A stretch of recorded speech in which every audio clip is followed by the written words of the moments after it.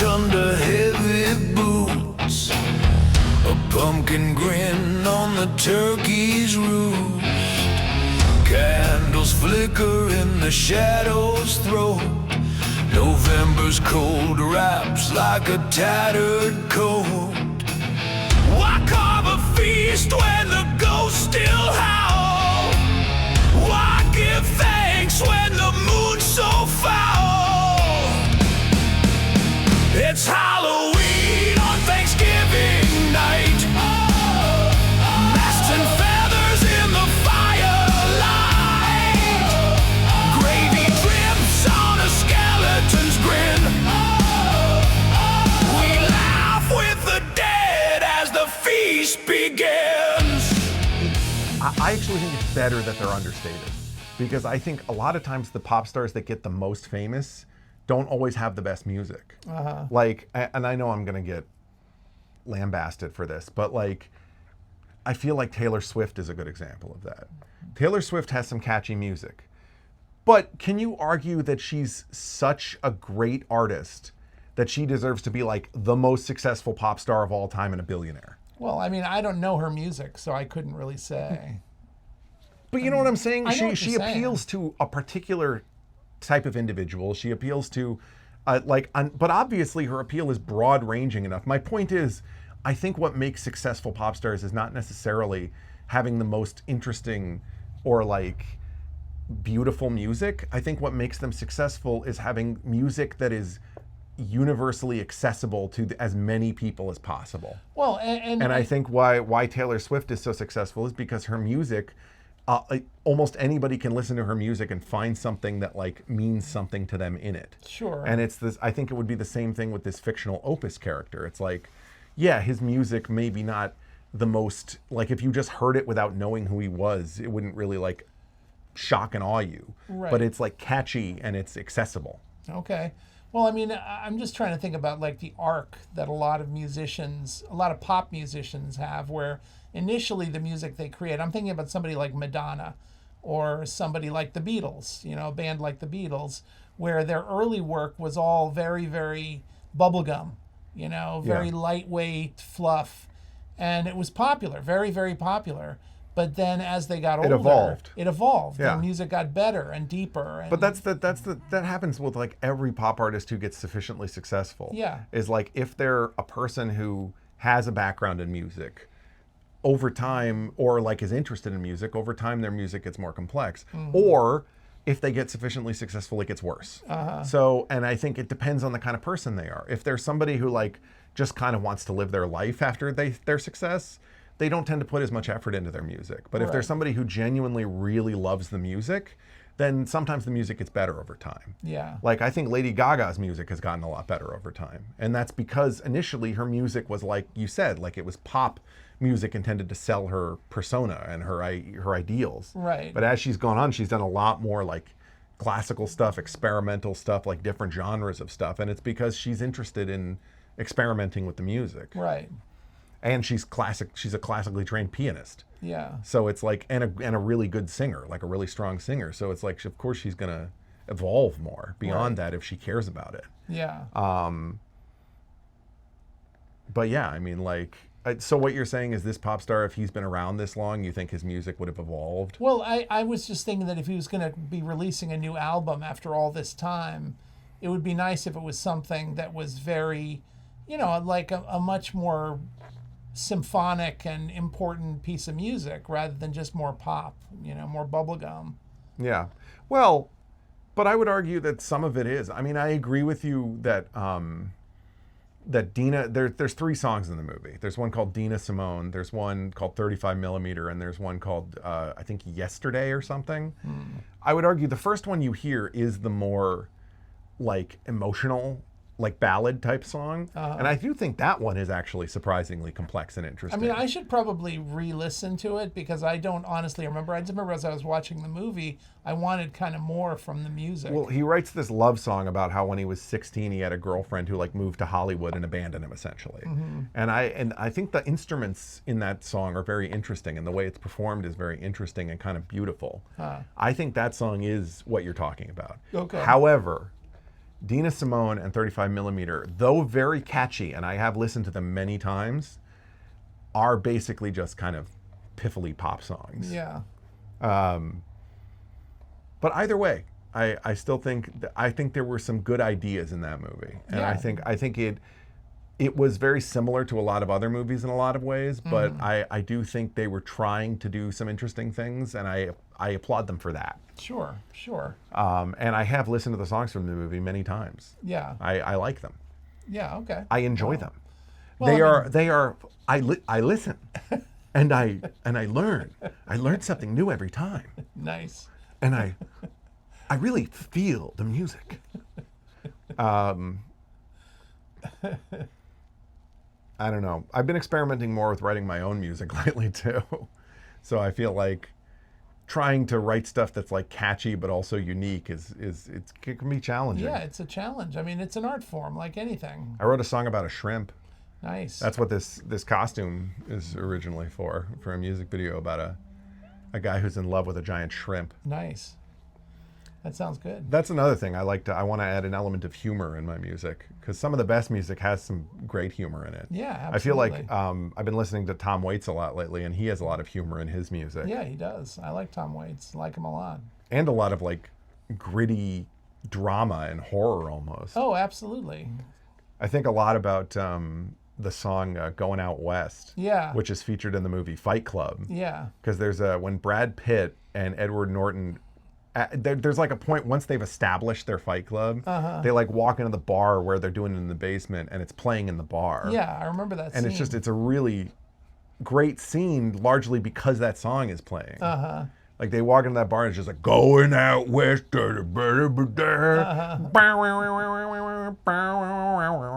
it's friggin' magical. No, it's great. It's a good song, and I love the album that song's on, Bone Machine. Yeah. I remember when your mother and I were living in Turkey. Actually, you were there too. You were a baby. We had heard. I was a baby in Turkey. Yes, you were a baby in Turkey, and we heard about we knew a few Tom Waits songs, and from one of his earlier albums, and so we actually ordered Bone Machine through a Turkish music store, so that they would call us when the album came, the CD. And it did, and we just spent so much time listening to that CD when we were, hanging around our apartment in Izmir. Well, it's a good CD. It's a great CD. It's a great CD. I've listened to it in the kitchen that I work in. Yeah. The thing is, I can't say that everybody enjoys it as much as I do. Right. Well, I was going to say, we tried recommending the CD. Like, we were talking to some friends of ours about music, and they were saying, well, what do you really like? And we were like, well, we just got this album from Tom Waits, Bone Machine. So they actually went and bought it based on our recommendation, and they hated it. I know karate, voodoo too.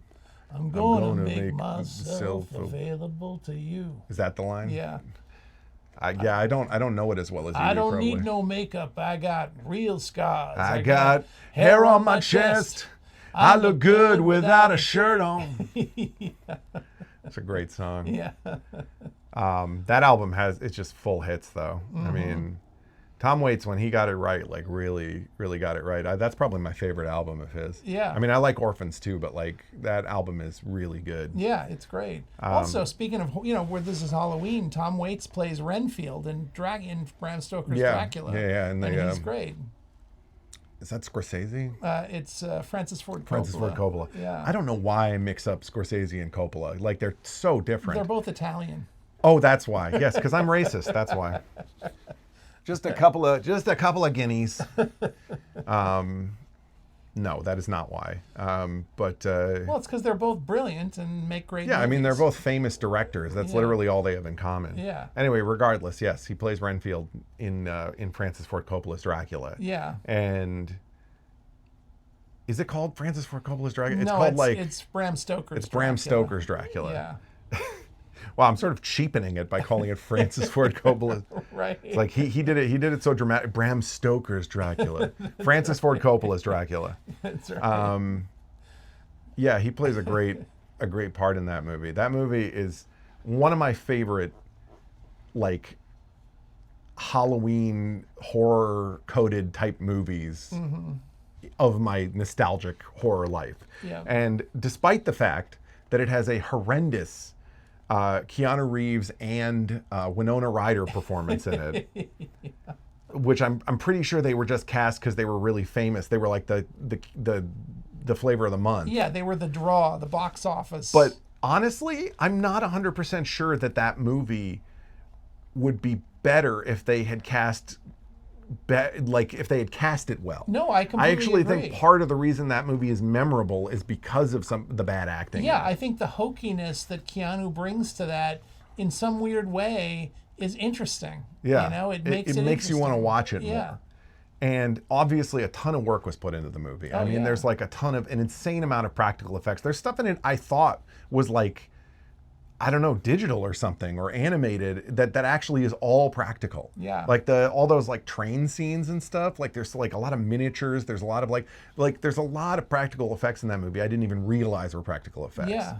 That movie is crazy. That Gary Oldman performance of Dracula in that movie is maybe my favorite performance of Dracula ever. Yeah, it's beautiful. It's a wonderful performance. Because it's tragic, but it's also creepy as hell. Yeah. And also like there's a whole extra element of it because they turn the story of Dracula kind of into a love story, more so than it is originally in the book. And like it's almost like he brainwashes Keanu Reeves' girlfriend with his Dracula powers, and then he's like molesting her and stuff. It's like the whole thing is like the movie is hypersexual too. It's almost like pornographic at times. Yeah.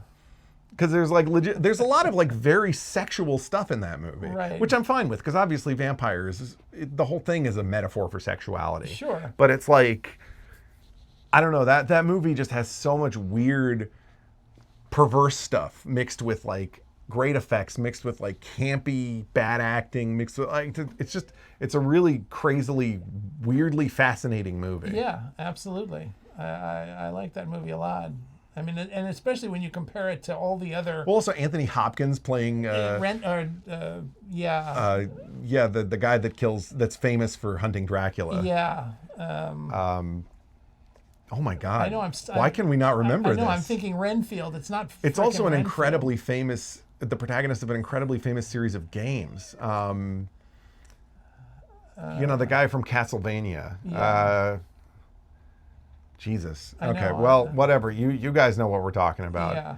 If the two people that watch this podcast all the way through, Yeah. if there actually even are two people that watch it all the way through, I'd be very grateful. Yeah. And even one person watching it all the way through, I'd be grateful. would be nice. So honestly, if you're listening to this part right now, thank you Yes. for listening to us because we do appreciate it. we appreciate that there's one other person out there that that likes to listen to us talk as much as we like to. That's right. But yeah, Bram Stoker's Dracula. Also, I feel like you could spend an entire hour, just or more, talking about all the different variations of Dracula. Yeah, Van Helsing. Van Helsing, yes. Yes. Because there was recently that new version of Nosferatu that came out too. Yeah, and that wasn't bad. No, it was pretty good. Yeah.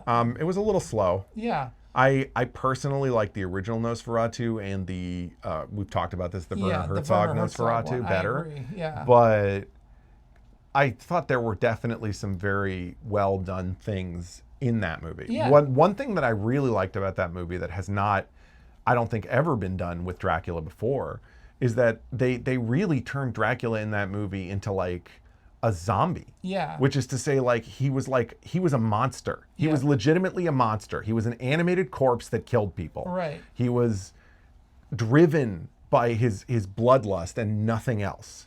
And because of that, they've never really done that kind of version of Dracula before. Well, Dracula has always been like tragic in some way. Right. But that's actually one of my objections that I had when the Interview with the Vampire came out, the one with Brad Pitt and stuff, because there was a scene in the book where Louis is traveling through Eastern Europe and encounters this monstrous Oh, yeah. vampire who's a lot like that, what you're talking about. Yeah, just like an animal. Yeah, just like an animal. Yeah. And I really like that scene, but they didn't use that in the movie, and I always thought that was a shame. But the vampire in Nosferatu has intellect too. Yeah. He's intellect, but he's a monster. His intellect only drives his obsession. Yes. So it's to say, like, he doesn't, he doesn't care about his history. It's not like, you know what I mean? He's not Right. like sad and lonely. Right. He's just a bloodlust attached to an intellect. Right. Whereas the vampire you're talking about in Interview is just an animal. Yeah, it's just like he's been reduced to just... Yeah, just like running through the woods, attacking whatever. Right. Like that's a little different. Yeah.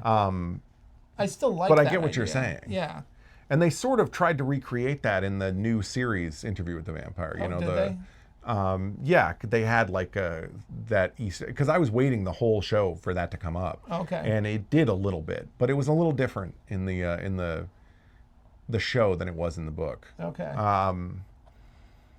Because there was like some lady who was trying to make vampires in Eastern Europe who like was failing, and she kept making, because she wasn't like strong enough or she was sick or something, she kept making these like fucked up vampires. Huh. And that was the animalistic vampires. Okay. And that may have actually happened in the book too. Honestly, I don't really remember. It's been a long time since I read that book. Yeah. I mean, in the book, I remember he goes to this little village in Eastern Europe where there's a lot of tales of a vampire. Yeah, yeah. And everybody like has garlic hanging on their door. Yeah. And everything like that. And he goes out into the woods to see what happens, and he's attacked by this shambling zombie-like vampire. No, and that happens in the new show too. Okay. But in the new show, the explanation for it is that he finds like this lady who's like a old sickly vampire living in a castle, in like an abandoned castle. Okay. And she's been attempting to make companions for herself, but she can't do it effectively, so she keeps just churning out these like monsters. I kind of like that idea. I mean, Yeah. that's not the book, but it's a good idea. It's an interesting idea. Are you sure it's not the book? Yeah, I'm It's been positive. so long since I've read the book. I mean, it's been a long time since I've read it, but I did read the book multiple times, so Okay. I remember it pretty well. Well, anyway, regardless, I thought that part of the show was actually done okay. Okay. Yeah, I mean, I mean, it's tough for me to say. I don't want to say I didn't like the show, because it's like, I like that story. Mm-hmm. So any retelling of that story, I'm sort of entertained by. I found the show a little bit slow sometimes, like I was a little bored sometimes. But other than that, like, I was still entertained by it. You know, like Yeah. I was entertained by Queen of the Damned, and that movie's not really very good at all. Yeah. Like, you know what I mean? Like, I just sort of liked the mythos, Right. No, I get it. which is why I think some people, like the whole book series. Yeah. But I'm, I don't know. Like, I guess for me, it's like TV or movies is more digestible for if it's something that is like schlocky or something that I don't really want to like have a lot of patience for. Right. Like, it's very easy for me to digest it in that format. Right. Like, I would never want to read the whole Interview with the Vampire series except Right. for just the first book. Yeah. But I can watch different versions of different, like if they made like a television show out of the entire book series, I would watch that. Right. Because like, Well, it's easier. why not? Yeah. Also, I really like the guy that played Lestat in the new series. I feel like he was much more brutal and animalistic than Tom Cruise is able to be, just because Tom Cruise is kind of like a goofy little dude. As Lestat. Right. He right. was like a big, scary French guy. There were scenes where he kind of looked like a lion because he was like a big, scary French guy. And I Yeah. sort of liked that. That's cool. Um, Have you ever seen that? We were talking about Dawn of the Dead and George Romero in the beginning of this, and I was wondering if you ever saw the George Romero vampire movie Martin. You ever see that yes, movie? I have seen Martin. Okay, I thought Yeah. that was a pretty good movie.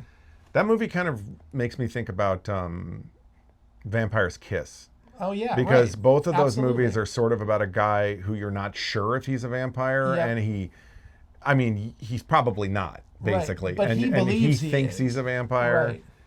Right. Although, honestly, Vampire's Kiss, I don't even know where to go with that one. Because Vampire's Kiss is like, it's not even really a movie about a guy that thinks he's a vampire. Right. It's more just a movie about a man who has a psychotic break. Yeah. You know what I mean? It's a Right. movie about a guy who like has a boring life and Right. loses his mind. Yeah. That's what that movie's about. Yeah, and because it's Nicolas Cage, it's inherently wacky and Yeah. I think somebody just wanted to make a movie about a guy losing his mind played by Nicolas Cage. Yeah. I love there's a scene in that movie though where he like says some really mean things to his secretary that I find very entertaining. Where he's like saying to her like, you know, it's your job, not mine. And you have to do it or I'll fire you or something like that. Right. It's a very funny scene. I'd like to see the movie again. It's been many years since I saw that movie. You know, speaking of movies about people going crazy, I just... See, it's good that you went off on a tangent instead of me because I was going to start talking about leaving Las Vegas and I feel like that's very depressing on our Halloween special. Yeah, that's not quite in the categories of things we're talking about, but it's a good movie. Yes, a man kills himself with alcoholism and dates a prostitute who hates herself. Yeah.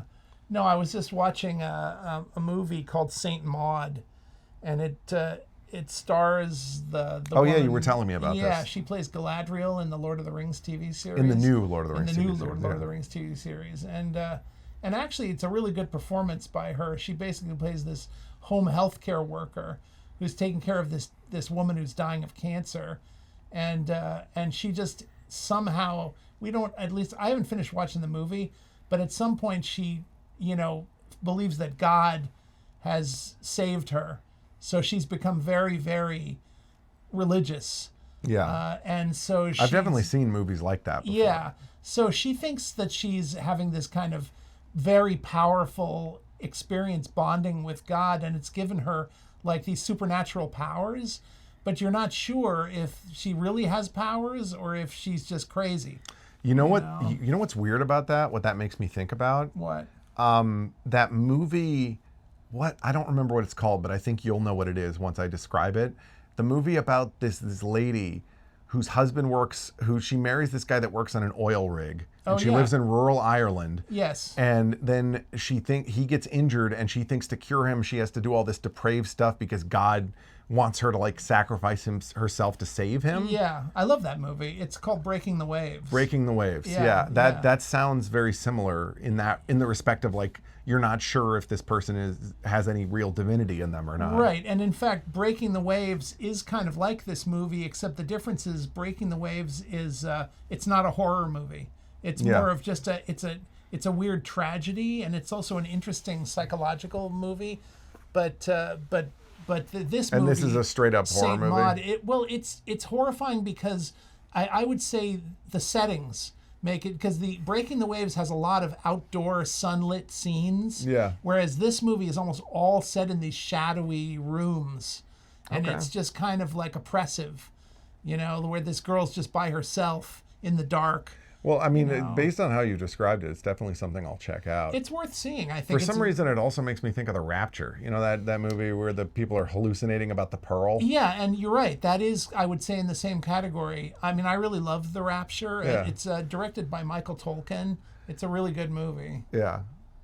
I'm sure some people would consider it sacrilegious, but I don't think it's sacrilegious inherently. I don't think there's anything sacrilegious about just discussing people's spirituality in ways that, you know, it's not always a good thing. I know, but I think people would see that as like a movie that's suggesting that God is cruel and that, you know, you should turn away from God because he's cruel. Right. And I feel like, you know, a lot of people who are staunchly religious would think that's sacrilegious. Sure, absolutely, and that's true of this Saint Maud movie too. Yeah. Because you know you see. I know you're right. It's kind of pointless for me to bring it up because obviously, like any movie that has a religious element that's not like just ripped from the Bible, people are going to consider possibly sacrilegious. Well, I mean, of course, a lot of stuff in the Bible is pretty dark. You know? That's true. You're right. Even stuff taken from the Bible out of context, a lot of times is considered sacrilegious. Yeah. Which is hilarious. Yeah. But like, you know, whatever. Yeah. Speaking of which, I just got confused for a second because my computer popped a little notification. It says add effects using hand gestures. So apparently, with my phone and computer connected, which are both Apple products, I can set it up so I can use hand gestures. But what would we ever use that for? I don't know. To comic effect, just like have like a little fairy, ooh, Yeah. like little thought balloons. Wonderful. I don't know. I don't think I'm ever going to use that function. Yeah, it's an interesting thing though. I know. Using my phone like a Kinect. Right. Boy, that ages me referring to the Kinect, the Xbox Kinect, which was never very successful as a gaming product, but became very successfully used in the medical industry because they had a bunch of these, motion sensing Kinect cameras that nobody wanted, and they sold them all to the medical imaging industry. Okay. Anyway, regardless. Yeah. Anyway, I was just going to say that this movie you were talking about, Breaking the Waves, was directed by Kim Kardashian. Yeah. No, it was directed by that director who did that program where all the filmmakers were supposed to agree to use the minimal. Dogma 95, Dogma, yeah. Dogme 95, whatever. Yeah, he was that director who wrote that Dogma 95 thing. Okay. And he made The Celebration, I think. And, Oh, really? Okay, well, that makes a lot of sense then, Yeah. because I also really like Festin. Yeah. Which is the foreign name for The Celebration. Yeah. It's Swedish, I think, right? Is it Swedish? Danish, I It's think. Danish, okay. Yeah. So Festin means celebration in Danish? I guess so. Yeah. Okay. And he no, also that makes sense, because Festin, like fest. like Yeah. exactly, like fiesta. Yeah. Or whatever. Like festival. Yeah, festival, exactly. Anyway, But he also made that movie about the couple in the woods where they mutilate each other and we've watched a lot of very upsetting movies. yeah. Yeah.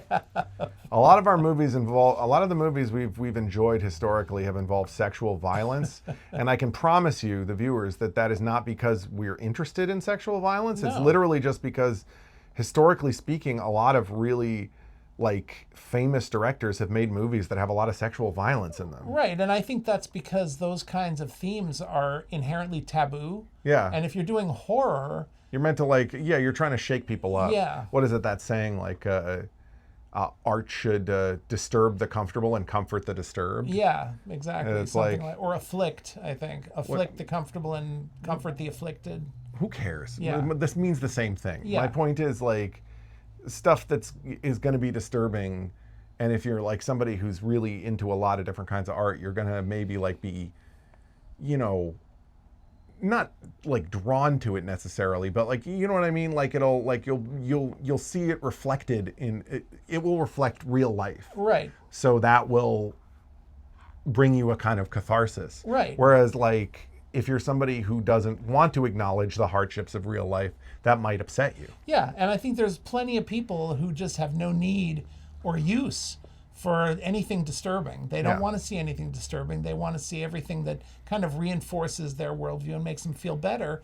And I actually get that. I completely get that. Yeah. Life is hard. And also, there's many times in my life, it's not like I'm actively, constantly, I'm not living my life with my nose to the concrete, embracing the pain of reality every Right. day. I spend a lot of my time ignoring reality Yeah, and because you have to. Right, using escapism. You Yeah. know? I mean, and that's true of me Because too. how else can you live? Right. If you acknowledge everything that sucks constantly, that's actually one of the problems with the world we live in now. Right. Is the news cycle and the social media cycle makes you way more aware of all the horrible crap happening all the time. And Yeah. as a result, it's way easier to be depressed all the time. Yeah, and that's dangerous. You have to have an outlet. You have to be able to escape that stuff. But there's a difference between exposing yourself constantly to the horrors of reality and acknowledging that there are horrible things in the world and that you should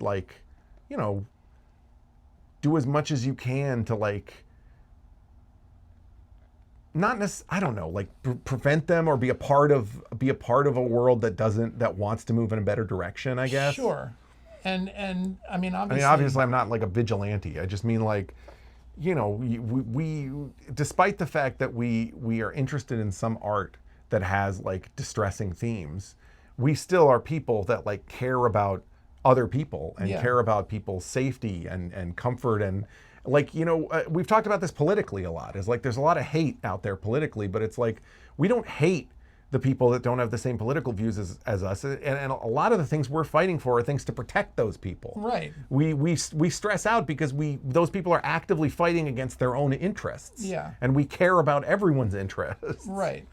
No, absolutely. And in fact, it's funny because I I would even say that I'm less interested in dark art than I have been in the past. Like when things are going well in the world, it's easier to enjoy scary and horrifying and disturbing stories because that's not really the reality most of the time, But if the reality gets very dark, I think that seeing something that's upsetting, it's not as useful because you're upset all the time already. But it's that thing we talk about, like that's the whole point of like comedy. That's why comedy is so important. Yeah. Because it's like when you get into those times where reality becomes darker than art, you need something to escape that. Yes. And the only way to escape that is laughter. Yeah. Or love. Yeah. And it's like that's when art about laughter and love becomes so important. Right. Or art that's politically motivated that like forces people to make change. Deal with the problems, exactly. Well, and that's also, why I love V for Vendetta so much because I feel like its message is so powerful. Right. Yeah, absolutely. I mean, anything that talk about like the anti-fascist movie of all anti-fascist movies. Right. Not that we're affiliated with Antifa. I just want to put that out there. Right. I mean, like, I'm just saying like that movie is very anti-fascist. Right, exactly. It's, pro people power and all that. And obviously, that's good. Anti-people hurting other people, essentially, which is what we are, which is what I'm getting into. That's all I'm saying. Perfect. We don't want other people to be hurt. That's right. Sometimes we like our art to reflect life. Yeah. Well, and here's the thing, too, is that, even art that's very fun and light, I enjoy more if that art is actually complex? addressing. Yeah, like I'm thinking, if you're going to watch a silly comedy, or if I'm going to watch a silly comedy, I would rather it be something along the lines of, the 40-Year-Old Virgin. Yeah. Than something that's just, Well, it's because there's elements of life in the 40-Year-Old Virgin. Exactly. It dares to say some things about life. Yeah. But also, I'm trying to think about like movies that I would consider like very inoffensive. And what about them makes them still good despite being inoffensive? Mm-hmm. Now, the 40-Year-Old Virgin, you could say arguably is still kind of offensive. Yeah. But like, let me think, like, I don't know, like, what's that movie with Paul Rudd and Jason Segel? Oh, yeah. Like Best Friends or something? Yeah. I Love You, Man. I Love You, Man. Yeah. Yes. Arguably, that movie is very inoffensive. Oh, sure. Although now that I'm thinking about it, of course, I'm thinking there are moments in that movie that are irreverent and offensive. Yeah. But I would say the reason that movie's good is because it still draws on reality. The reality of like being an adult man and being lonely. Right. The reality of like seeking out connection and how like occasionally unexpected beautiful connections can happen just by accident. Sure. I mean, like, that movie's like a rom-com. It's a rom-com about a guy falling in love with his best friend. Right. And it's like, that's real too. Yeah. Yeah, it's funny because if I try to apply this to the horror genre, I was just thinking, like, I was just watching some scenes from a movie that I really liked when I was a little kid, and it was called Mad Monster Party. Yeah. And it was just it was like a Rankin Bass. I like that you're trying to get us back on theme here too. Well, but I'm just, I was I appreciate it. It was just an interesting challenge because it's like what horror movies would fall into that harmless category that you're talking about. Yeah, Mad Monster Party. Mad Monster Party. But, I was also thinking that for a kid's movie, that is surprisingly violent, because basically all the monsters die. Spoiler alert. Yeah. All the monsters die at the end, and it's so it fulfills its horror premise, No, that's true. But I know nothing about this movie. You've never seen it? I don't think so. I would recommend watching it. But you did just remind me of a thing I wanted to talk about that I completely forgot about, which is, by the way, do you have anything else you want to talk about with Mad Monster Party? I was just going to say that the ending of the movie, I think, may have been the inspiration for the end of Blade Runner. Because it's got this little nebbishy character who's the main character in the movie, this little nebbish guy. Okay. And he falls in love with this woman who the Dr. Frankenstein character created. Oh, so she's like Franken-woman. Yeah, she's like a Franken, but she's beautiful. And so the little nebbish guy and her are sailing away at the end after the big climactic, ending.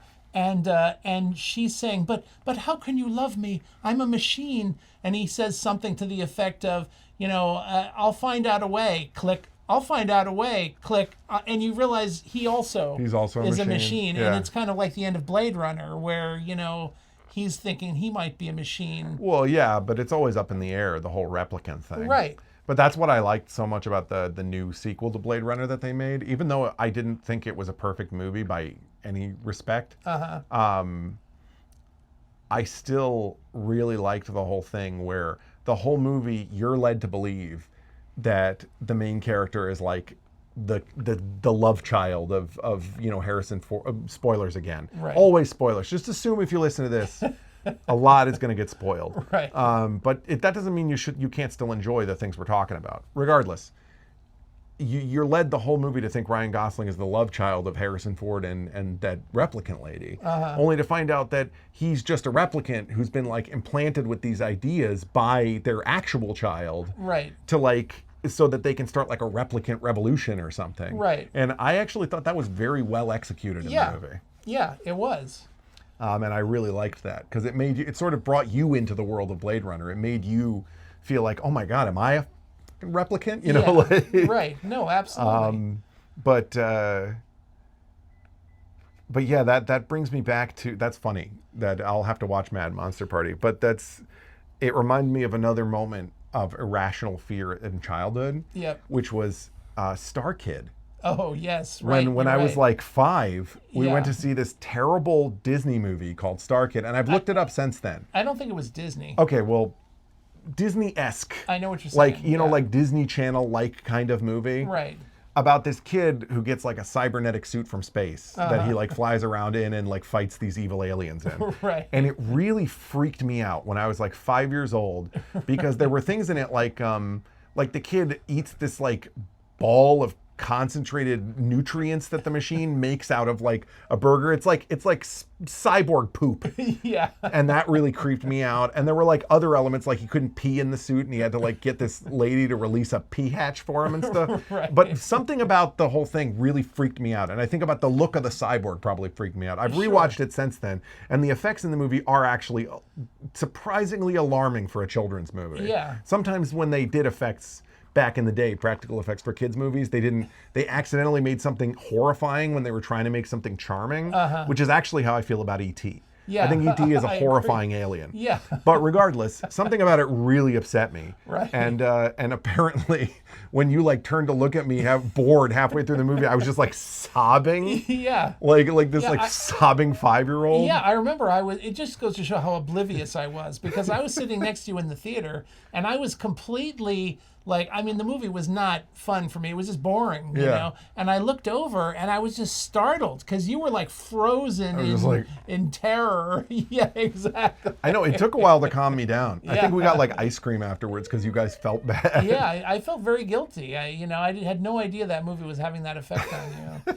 But in retrospect, very funny because I've watched it since then. It is total garbage. Yeah. The effects in it are kind of interesting. But other than that, the movie's script is so bad. Yeah. Yeah, unfortunately. It's not as... It's just the most juvenile, like, dumb freaking thing. Yeah.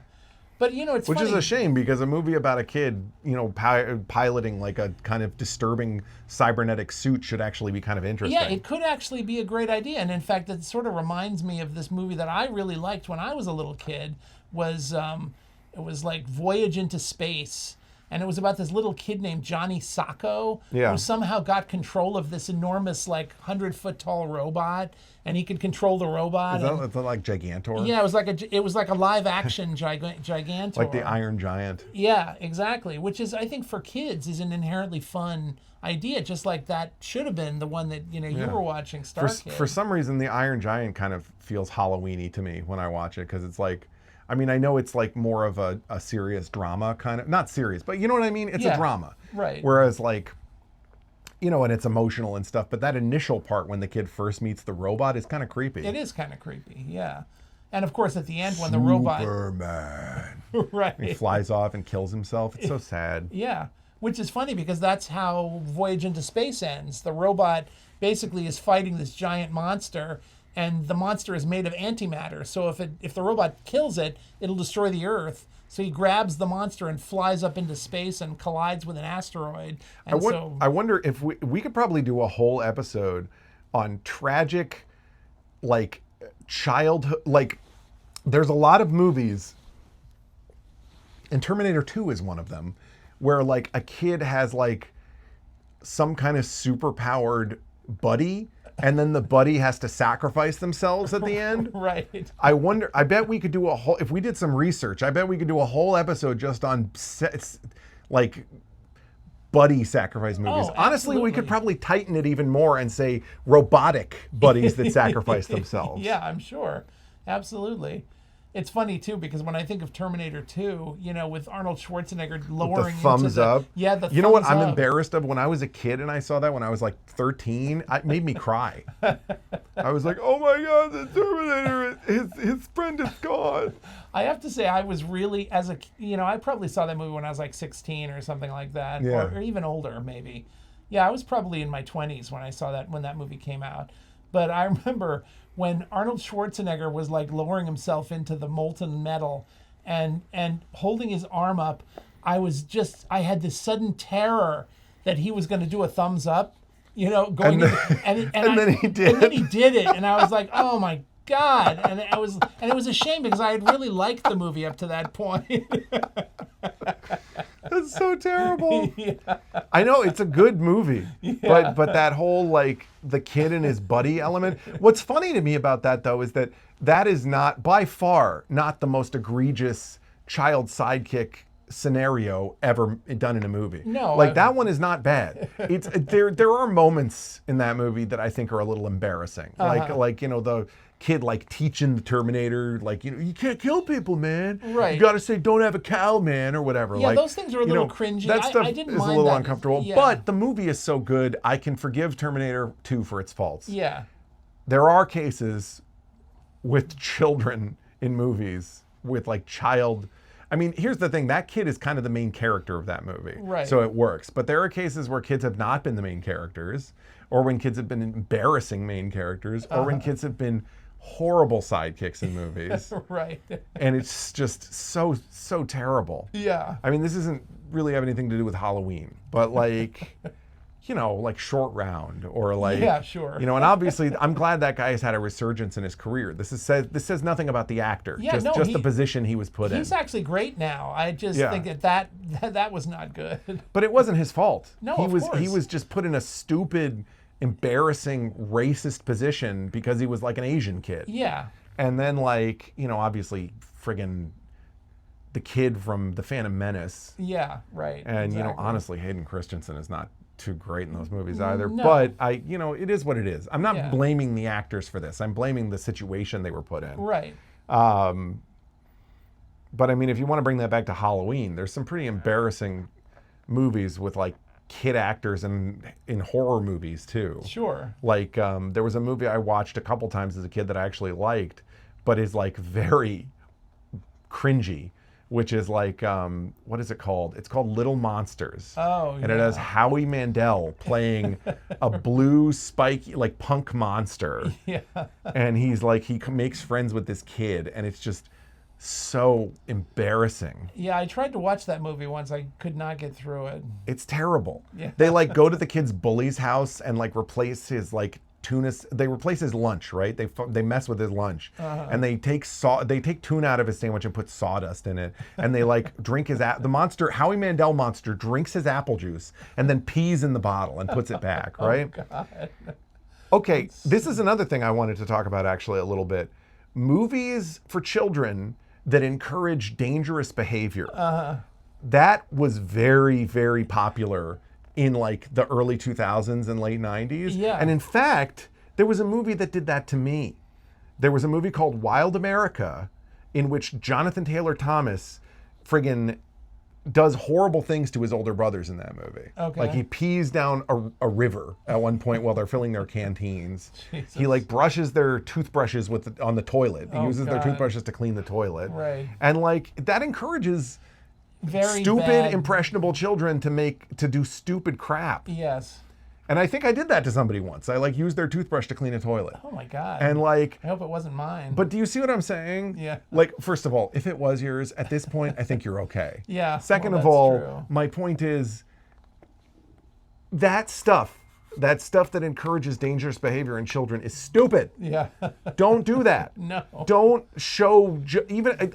I guess people think it's funny. It's not funny. Right. Don't show stuff to kids that's gonna make them do dumb stuff. Well, there was a lot of movies like that in the 80s. I remember there was this one about this, I forget what the name of the movie was, but it was about this crew of teenagers who work at this like Applebee's type restaurant. Yeah. And it showed them doing all this terrible stuff like, peeing in the soup and Yeah. things like that. And I just always, why do you want to give stupid people... that's been a continuing problem. Yeah. Because there was also a movie called Waiting where they like messed with people's food and Yeah. stuff, and it's like gross. Yeah. Like, I work in a restaurant, and from what I can say, like, I haven't worked, obviously there's a lot of bad restaurants out there. There's a lot of people you can't trust. You know, if you're going to eat out, you're taking a risk. But from my experience, from the people I've met, people who work in a restaurant would rather do anything than poison your food. Yeah. and Like, that's what one they would live hope. in fear of inadvertently poisoning someone. They live in fear of like grossing someone out. They don't like it when food gets returned to the kitchen because anything is wrong with it. Right. So like the idea that anybody would do that because they hated a customer or because they were like, it's just stupid. It's like you'd have to be a crazy person. It would be Right. like a surgeon mutilating people. It's like, it's stupid. Right, but we have seen, I've seen like YouTube videos of, people who working in fast food restaurants, bathing, in the sink. And Yeah, of course there are people that do horrible things. Yeah. But that doesn't, but my point is like, any normal self-respecting person is not going to do something like Right, and that's, thank God. that. Like, anytime I've heard about something like that, it's always some lunatic that did something like that. Yeah. Like, stories about like people poisoning food to get restaurants shut down and stuff. It's like, that person is a sociopath. Yeah. That person is not a sociopath, a psychopath. Yeah. That person is somebody who wants to hurt other people and doesn't care. Right. And that's, obviously people like that exist, but I think it's rare. I don't think it's like a common thing, you know what I mean? Right. I think most of the time in your life, if you go somewhere, the people working there are just trying to get by. Sure, absolutely. Well, it's, and I think that applies in most of life. I mean, I remember, when I was, in my early 20s, I did a lot of hitchhiking. When you were a boy. When I was a boy. And I remember, I was warned that, hitchhiking was, there was a lot of maniacs out there. Ooh, this is a spooky story. See, it's still Halloween themed, people. Right. He's talking about hitchhiking when he was young. Yeah. Watch the movie The Hitcher. It's a really good thriller. That's actually, Rutger Hauer. It has Rutger Hauer in it, who's the guy that plays the main evil replicant in Blade Runner. Yeah, I really like The Hitcher, actually. Oh, it's great. It's a It's good fabulous, movie, yeah.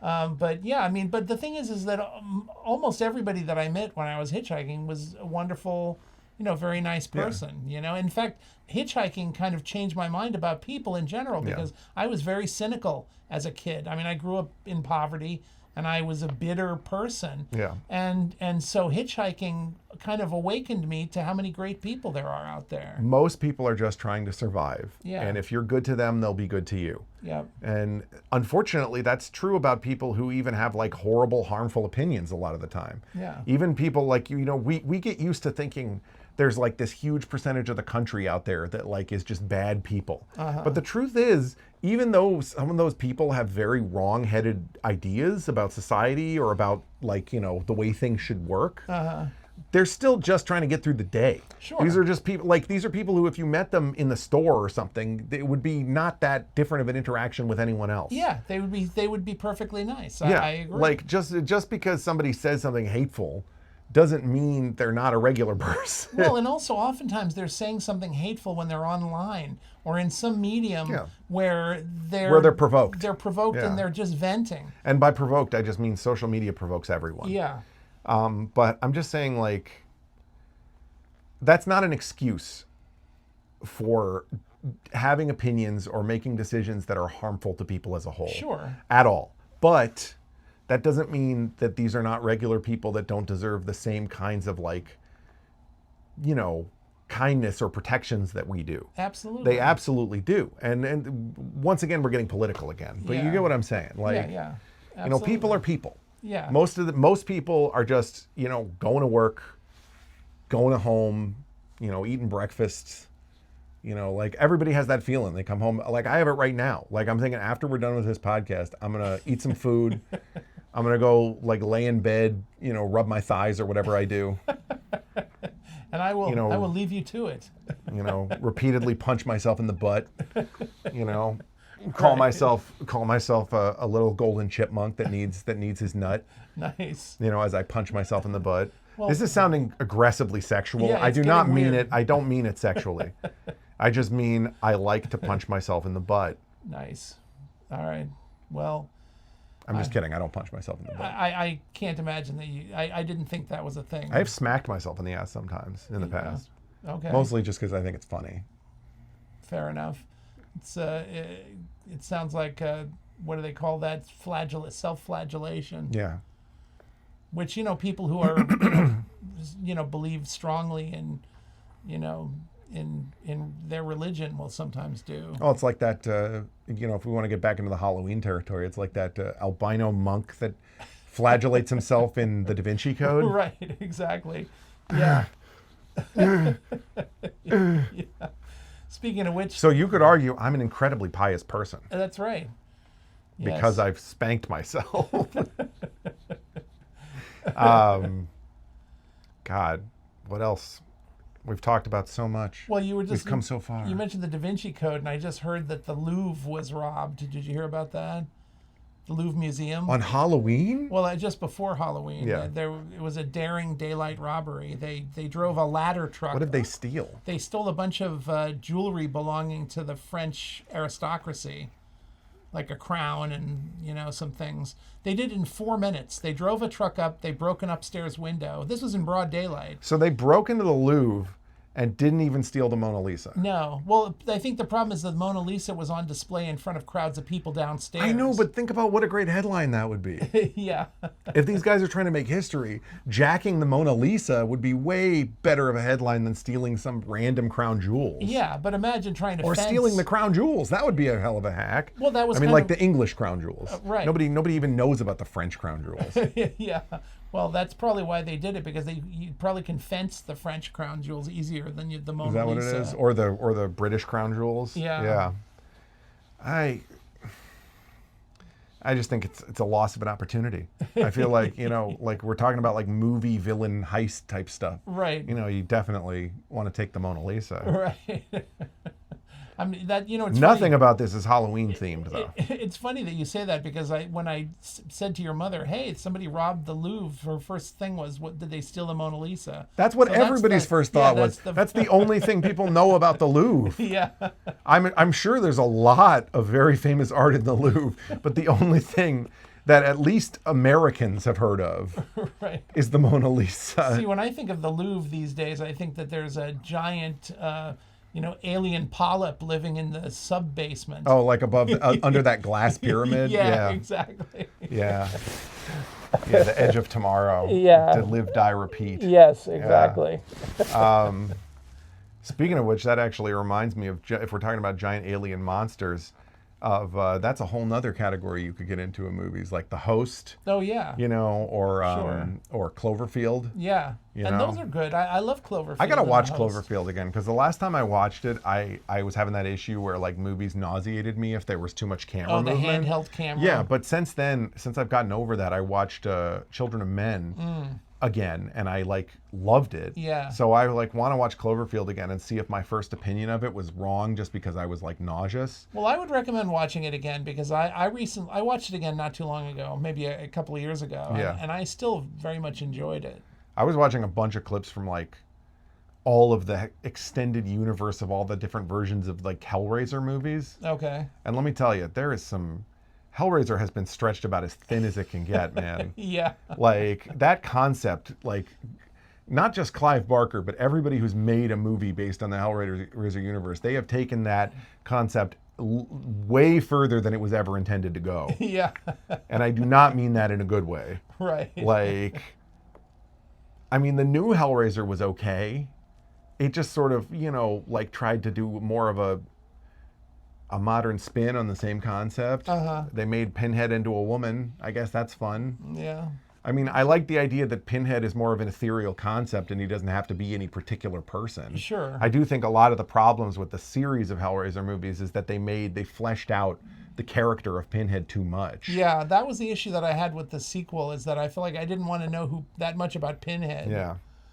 But that's the problem. You get into goofy territory. Pinhead starts talking too much, and then you see these scenes in movies where he's like, you will not go the way of your brothers. You will go the way of pain, and I will show you pain. You see, princess, this is what pain means. This is what you were born to be. And it's like, can Pinhead please stop monologuing? Like, that was not the point of his character. Right. I don't need to see... Like, that makes him not scary at all. Yeah. He's scary because he's like kind of this monolithic demon. Yeah. And his fellow demons, and they just show up and they torture you because it's fun. Like, that's why they're scary. They're not scary if they're like fully fleshed out characters. Right. Yeah, it's like, and then you go into the lore online and everybody has all these stories about the characters and like who they all are and what happened to them to make them demons. And it's like, why would I care? Yeah. I don't care about any of this. It's like, oh, do you remember that demon, the twins? That was actually two guys who were twins in real life and then they got fused together. It's freaking awesome. It's like, no, it's not. It's stupid. Right. I like Hellraiser because it was creepy and body horror-ish and freaky and inexplicable. I don't like it when it gets fully explained. Yeah, well, Clive Barker, one thing I liked about him as an author is that he had these interesting concepts. And I mean, in particular, I read some of his short stories. And as a short story, his stuff really works well because there's not that much explanation. Yeah. It's just an interesting concept. Which is also what's great about, Stephen King's short stories or Roald Dahl's short stories. Exactly. They're horror stories. Roald Dahl has horror stories, by the way. If you've never read them, please do. They're awesome. Oh, yeah. He's got some great ones. But, that they're good because they're not overly detailed. Right. Yeah. I mean, that's a weird way to put it. You know what I mean? Right. Like they don't over-explain. They're not bloated. No. I mean, my favorite Clive Barker story is this one I think it's called In the Hills, the Cities. And it's about these two villages in, I guess, rural England or Europe somewhere. In rural Norway. And basically they go to war with each other periodically, these two towns. And what happens is everybody in the town essentially builds this giant harness and that they can strap themselves in. Yeah, and the giant people. Yeah, they make giant human figures out of their bodies. They're harnessed up bodies, like hundreds of them. And then the entire town goes to war against the neighboring town, who's also done the same thing. Yeah, and like the individual people don't matter. Yeah, they just like people will get like killed or like because the thing suddenly is driven by mob rule. It's not driven by any one person. Yeah. No, it's a fun idea. Yeah. Yeah, I mean any of those kind of like that's definitely because for some reason I was thinking about the story The Lottery, but it's like that the story you're talking about is more fun because it's like it's such a weird concept. Yeah, it's almost like I think there's a lot more of that absurdist, wacky like horror and humor now in our culture than ever. Yeah, I think a lot more because so much of our culture is like we've turned over and explored and re-explored the same ideas so many times that at this point, like the only thing we have left is absurdism. Yeah, and of course with CGI you can do anything now. Yeah, and so it's kind of convenient. But that's what I was telling you about that animated show Smiling Friends that Zach Hadel made, because that show is very absurdist. Yeah, humor. I was actually going to check that out. Last night I was going to check it out, but your mother didn't want to. Anyway. Regardless, I think maybe we're going in a good direction for that. But I also think that's just happened periodically in entertainment history. Mm-hmm. I think occasionally you get into periods of time where people are more interested in like absurdist over the top stuff. Sure. Absolutely. For some reason I'm thinking about The Man Show. Not The Man Show, Mr. Show. Mr. Show, yeah. Not The Man Show. Yeah, no, but, Mr. Show was good. That was what's his name, right? It was Odenkirk and David Cross. David Cross, yeah, that was good. I still think the best sketch from that show was the one where the kid, it was based on that news story about the kid killing himself because of, he said it was like because like a rock band told him to in an album or something. Yeah. But it was like, the sketch was like David Cross was this kid in the hospital who jumped into an acid vat because some band told him to. Right. And he was like in the hospital and they took the sheet off him and he had this He's just this little withered body yeah. under like David Cross's head. Right. Yeah. It was creepy and funny at the same time. Yeah. It's funny because I actually, you know, I was never an enormous fan of Mr. Show. I liked it, but I had an opportunity to actually go see their live stage show, and in Boston, and so me and some friends of mine went to see the Mr. Show live stage show. You loved it. It was good. Although I have to say it was a little bit nerve-wracking because it was in this big old theater and it was just mobbed. It was so crowded, and we were up in some balcony. And I just kept thinking, if there's a fire in here, we're never getting out. You know, and that's all. I kept thinking about that the whole time I'm watching the show, is this crowd that I would have to traverse to get out of there. And maybe it was because there had just been the Station nightclub fire. Yeah, I think that affected everybody in Rhode Island in that way. Yeah. But well, that's tragic. Yeah. Let's end on that note. I know. So sad. Sorry. Yeah, that was grim.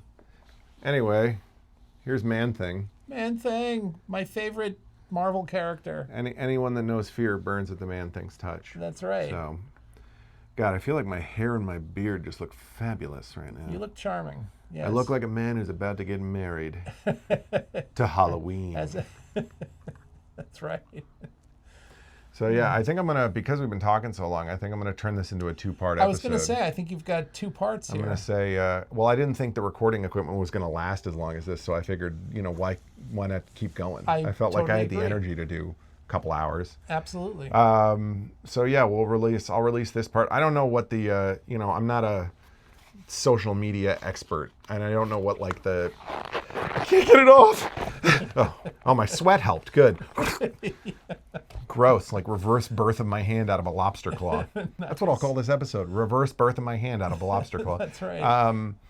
But yeah, I don't know what, like, you know, when we're most likely to get the highest viewership is like, is it if I release this right now or if I release it on Halloween? Should I release both episodes before Halloween or should I release one after Halloween? Like, I don't know how it's supposed to work. I would stagger it, but, you know, do what you will. Yeah, I'll probably release one like right before Halloween and then another one after. I think that's probably fine. This is going to be a 2-parter. This is both the season finale and the first episode of our 3rd season. I've been doing the seasons by 10 episodes. Nice. Obviously there's really just one long continuing season. You may have noticed some of the episodes were out of order. That was literally just because for some reason I decided to say the number the episode was at the beginning of every one, and it got confused. But they're out of order. It doesn't matter. Just watch them in the order that they are listed if you have to start from the beginning for some reason. Nice. Have to. Like our podcast is a chore. It's compulsory. If you have to start from the beginning. But yeah, no, they watch them in any order. Sorry. You having a moment? I was having a seizure, but no, I'm fine. But yeah, you can watch them in any order. This is the season finale of season 2 and the first episode of season 3. Nice. And I'm just gonna call it the Halloween Spooktacular Part 2. Nice. And Part 2.5. Awesome. I'm definitely going to work on building more of like a set for us up here. I was thinking of doing maybe like, you know, different kinds of sets for each season. If I don't do that, just know that it's because I have ADHD and I don't always follow through with what I say. But I want to. Theoretically, in my mind, it sounds like a good idea, even though I'm getting married almost immediately after this episode and going on my honeymoon. It sounds theoretically like a good idea to me to build a full-scale podcasting set in my attic every 10 episodes of this show. Yes. So I may or may not do that, but in my brain, it sounds like a great idea. But keep in mind also that the basement stairs of this house are a death trap ever since I moved in here like a year and a half ago. And I've been meaning to fix those this entire time and haven't. I'd say focus on the death trap stairs first. That would be my suggestion. I think you're questioning great art, and I don't appreciate it.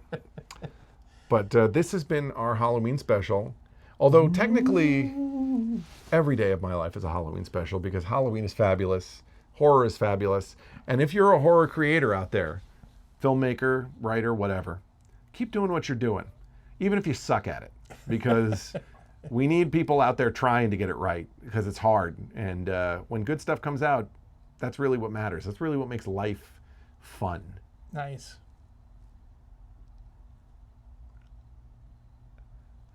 Send everyone say, Fusses F and Devin and say, this is fast, but we're not mean. In our town of Halloween, this is Halloween. Everybody's gonna scream. Ghosts go bump in the dead of night. This is Halloween, powerful, bumpy scene. I'm gonna make it. Corn goes out in fright. This is our town. There's a town of Halloween.